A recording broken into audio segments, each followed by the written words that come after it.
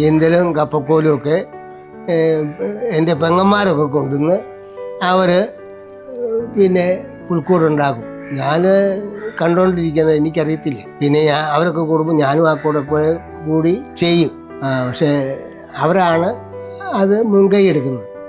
പിന്നെ ക്രിസ്മസിൻ്റെ അന്ന് കേക്കൊക്കെ മുറിച്ച് അതും കഴിക്കുകയും ചെയ്യും. പിന്നെ അപ്പം പിന്നെ ഇറച്ചി എല്ലാവരും കൂട്ടി വിഭവം ആഘോഷിക്കും. പിന്നെ ഉച്ചയ്ക്ക് ചോറും കറികളും തീർച്ചയായിട്ട് അങ്ങനെയൊക്കെ ക്രിസ്മസായിട്ട് അങ്ങ് ഘോഷിക്കും. എൻ്റെ ക്രിസ്തുമസ് കാലത്ത് ചെറുപ്പകാലത്ത് ഭയങ്കര ആഘോഷമാണ്. അന്ന് മാത്രമേ ഞങ്ങളുടെ വയറ്റിൽ ചോറ് ചുവ ചെല്ലുള്ളൂ. അന്ന് വിഭവസമൃദ്ധമായ ഇറച്ചിയും മീനും അപ്പവും എല്ലാം കൂട്ടി ഭക്ഷണം കഴിക്കുമ്പോഴും രാത്രിയിലെ പാതിരാ കുർബാനയ്ക്ക് പോകാൻ എല്ലാവർക്കും ഭയങ്കര സന്തോഷമാണ്.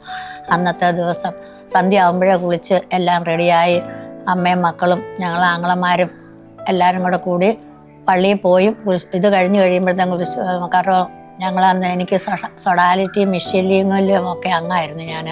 അന്നേരം ഞങ്ങളെല്ലാവരും കൂടി കരോൾ പിരിവിന് പോയി. ഞങ്ങൾക്ക് പൈസയും കിട്ടി. ഞങ്ങൾ അന്ന് കപ്പയൊക്കെ പുഴുങ്ങി ഞങ്ങളെല്ലാവരും കൂടെ ഭക്ഷണം കഴിക്കുകയും പിന്നെ ഞങ്ങൾ വീട്ടിൽ വന്ന് അന്ന് ഭയങ്കര സന്തോഷം. അല്ലാത്ത ദിവസങ്ങളൊന്നും ഇത്രയും ഇറച്ചിയോ മീനോ കൂട്ടിയുള്ള ഭക്ഷണം കഴിപ്പില്ല. അന്ന് എല്ലാവരും കൂടെ അന്ന് ദാരിദ്ര്യമായിരുന്നു. ഇപ്പം നമുക്ക് എല്ലാ കൂട്ടവും ഉണ്ടായി. അന്നത്തെ ദിവസവും ഓണത്തിനും ക്രിസ്തുമസിനും ഒക്കെയാണ് നമ്മൾ ശരിയായ ആഹാരം നമ്മൾ തന്നുകൊണ്ടിരുന്നത്. അപ്പം ഭയങ്കര സന്തോഷമായിരുന്നു. ഈശോയുടെ പിറവിക്ക് ചിലപ്പോൾ ഞങ്ങളെയൊക്കെ അമ്മച്ചി നോയമ്പ് നോക്കും. 25 ദിവസവും ഇറച്ചിയോ മീനോ ഒന്നും കൂട്ടിക്കാതെ പള്ളിയിലും എന്നും രാവിലെ വിടുമായിരുന്നു. അന്ന് പോയി പള്ളി 25 ദിവസം കഴിഞ്ഞ് കഴിയുമ്പം ഇറച്ചി മീനും കൂട്ടാവല്ലോ എന്നുള്ള ധാരണയിൽ എല്ലാവർക്കും ഭയങ്കര സന്തോഷമായിരുന്നു. അപ്പോൾ രാവിലെ വന്ന് പള്ളിയിലൊന്ന് കഴിഞ്ഞാൽ മതി എന്നോർത്ത് നോക്കിയിരുന്നത്. കുർബാന കഴിഞ്ഞ ഉടനെ ഞങ്ങൾ വന്ന് ഇത് നോയമ്പിൻ്റെ എല്ലാം ഭക്ഷണമൊക്കെ നല്ല ഭംഗിയായിട്ട് കഴിച്ച് ഞങ്ങൾ സുഖമായിട്ട് അന്നത്തെ ക്രിസ്തുമസ് ഘോഷിക്കും. ഇപ്പം ഇഷ്ടം പോലെ എല്ലാം ഉണ്ട്. എല്ലാ കൂട്ടവും ഇപ്പം ഒത്തിരി ആഹാരം എന്നും നമുക്ക് ക്രിസ്തുമസാണ്. ഭക്ഷണത്തിനൊന്നും കുറവില്ല, ബുദ്ധിമുട്ടില്ല, പൈസയ്ക്ക് കുറവില്ല. അന്ന് പൈസ ഇല്ലായിരുന്നു. എല്ലാവരും കൂടി ജീവിക്കുമ്പോഴത്തേനും നമ്മൾ അച്ചാച്ചൻ്റെ കഷ്ടപ്പാടും ബുദ്ധിമുട്ട് കഷ്ടപ്പെട്ട് കൊണ്ടുവന്നാണ് ഞങ്ങൾ ഭക്ഷണം കഴിച്ചുകൊണ്ടിരുന്നത്.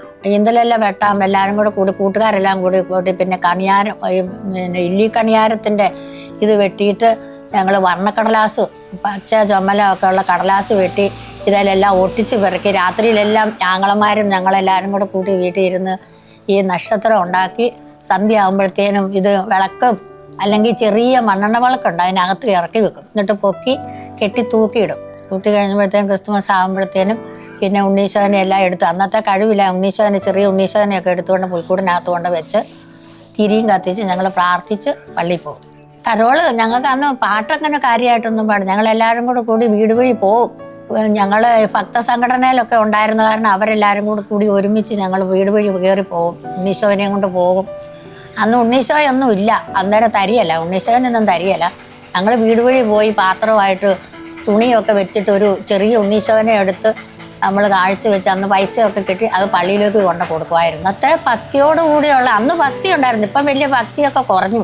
ഇപ്പോൾ ക്രിസ്മസ് ഇപ്പം ആഡംബരമായ എല്ലാം ഓട്ടോമാറ്റിക്കായിട്ട് എല്ലാം ഇപ്പം കിട്ടും. നക്ഷത്രങ്ങളെ അതുപോലെയുള്ള ഉണ്ണീശോ അങ്ങനെ എല്ലാ സാധനങ്ങളും നമുക്ക് പൈസ കൊടുത്താൽ കിട്ടും. അതനുസരിച്ച് നമ്മൾ ഓരോ ദിവസവും പുരോഗമിച്ച് ക്രിസ്തുമസ് ഇന്ന് ഘോഷിക്കുന്ന ക്രിസ്തുമസ് അല്ല അടുത്ത വർഷം അതിൽ ഒന്നുകൂടെ ആഡംബരമായിട്ടാണ്.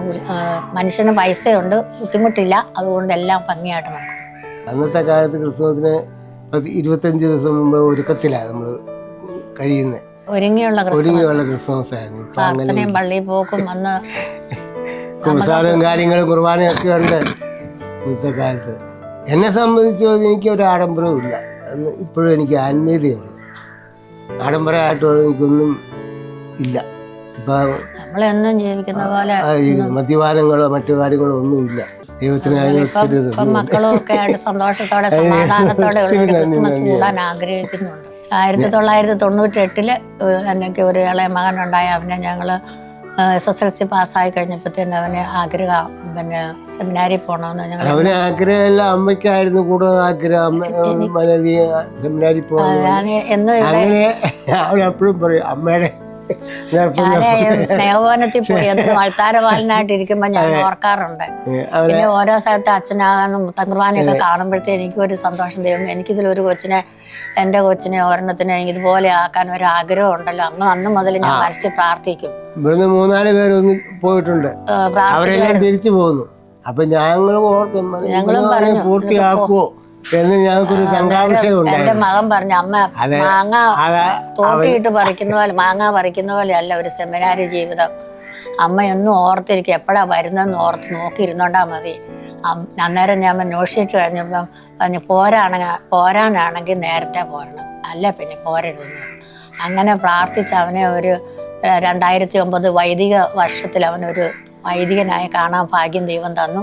ഇന്നും ഇത്രയും വർഷങ്ങൾ 16 വർഷം പൂർത്തിയാവുക. ഈ 26-ാം തീയതി സെമിനാരി ഒരു അച്ഛനായിട്ട് ഇന്നും ഞങ്ങളെന്നും പ്രാർത്ഥിക്കുന്ന ഒരു വിശുദ്ധനായ ഒരു വൈദികനായി തീരാനും ആഗ്രഹം. സമ്പത്തോ കഴിവോ കഥാവോ ഒന്നുമല്ല ആഗ്രഹിക്കുന്നത്. 2 പേരാണ് വൈദികരുള്ളത്. ഒന്ന് പുളിയാമ്പള്ളി അച്ഛൻ മിഷന് പോയി, ഷജിച്ചൻ നമ്മുടെ ആശ്രമത്തില് ആശ്രമത്തിൽ 11 വർഷം പൂർത്തിയായി. 13 വർഷമായി. ഇന്നും അവനൊരു ധ്യാന വിഷയത്തിനായിട്ടെങ്കും ഇത് തന്നെ ഞാൻ പറയും, ഇടവേ പോകുന്നില്ല എന്ന് ചോദിക്കുമ്പോൾ അമ്മ പൈസ നോക്കിയാണ് ഇരിക്കുന്നത്, ഒരാളെയെങ്കിലും മാനസാന്തരപ്പെടുത്തി ജീവിക്കാൻ നോക്കുമല്ലേ ഏറ്റവും നല്ലത്. അപ്പം ഞാൻ പറഞ്ഞു, ഒരു കുഴപ്പമില്ല, ധൈര്യമായിട്ട് പോക്കും. പിന്നെ എന്നും ഒരു വിശുദ്ധനായി വൈദികനായി തീരണമെന്ന് അത് ഇന്നും അന്ന് 98-ൽ ജപമാല ചൊല്ലിയ ഞങ്ങളെ ഇന്നും രാവിലെ കൊന്ത ചൊല്ലി മാതാവിനോട് പ്രാർത്ഥിക്കും. അങ്ങനെ പ്രാർത്ഥിച്ച് ഇന്ന് വരെ ഒരു ജപമാലയ്ക്ക് മുടങ്ങും. 5:15 5:30 കുരിശ് വരയ്ക്കും, 6 മണിക്ക് പിന്നെ കുർബാന. ഞാൻ എന്നും ഭവനത്തിലേക്ക് പള്ളിയിലും പപ്പായിരുന്നു. പിന്നെ അതിനിടയ്ക്ക് ഡെയിലി ബ്ലെസ്സിങ് കേൾക്കും. അങ്ങനെ ദൈവത്തില് കുറച്ചൊക്കെ പ്രാർത്ഥിക്കും. പിന്നെ ദൈവത്തിന്റെ കയ്യിലല്ലേ എല്ലാ കാര്യങ്ങളും. നമ്മൾ പ്രാർത്ഥിക്കുക, അത്രേ ഉള്ളൂ. പ്രാർത്ഥന മുടക്കാതെ ഇരിക്കണമെന്നാണ്. നമ്മള് മക്കൾക്ക് വേണ്ടി പ്രാർത്ഥിക്കുന്നു. പിന്നെ മറ്റൊരു മൂത്ത മകനാണേലും ഇന്ന് വരെയും ഒരു കുഴപ്പമില്ലാതെ ജീവിതത്തിൽ അവൻ സന്തോഷത്തോടെ സമാധാനത്തോടെ ഞങ്ങളുടെ കുടുംബത്തിൽ 4 പെൺമക്കളെ അവർക്ക് കൊടുത്തു. അവരും സന്തോഷത്തോടെ ജീവിക്കുന്നു. മകള് UK-യിൽ, അവളും ഒരു പ്രാർത്ഥനയിൽ വളർന്ന ഒരു മകളായിട്ട് അവരും കുടുംബവും സന്തോഷത്തോടെ UK-യിൽ താമസിക്കുന്നു.